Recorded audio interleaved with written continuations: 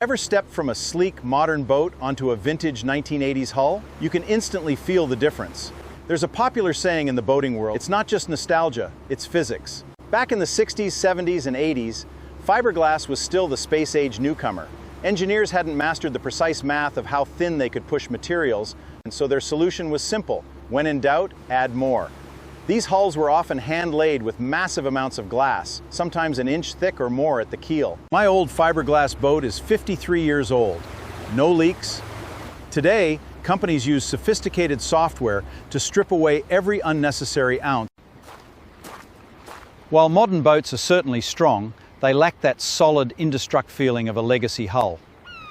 It's the same story with hardware. On many modern mid-tier boats, you'll find plastic through hulls and thinner, cost-effective metals. Compare that to a vintage Boston whaler. There you'll find heavy-duty, solid-cast stainless steel cleats and robust, long-lasting bronze fittings. Everything was built to last for decades, not just a few seasons. Then there's the ride quality. Modern builders love lightweight construction for fuel economy, but out on the water, weight is your best friend. A heavier, older hull has real momentum. It doesn't just bounce over the chop, it pushes right through it. That softer, more ride is literally baked into the fiberglass. At the end of the day, when you invest in a well-maintained classic from the 80s or 90s, you aren't just buying a used boat.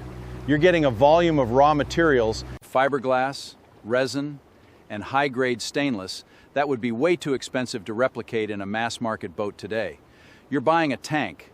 Fiberglass, resin, and high-grade stainless, that's exactly what you want. There is but one problem. The hull may be fit and 50, but the inventory of gear may be original to the boat. You always need an independent marine survey. Tell us about your old fiberglass boat in the comments, and like and subscribe. It helps us a lot, and it costs you nothing. I'm AI Allen, and I approve of this video.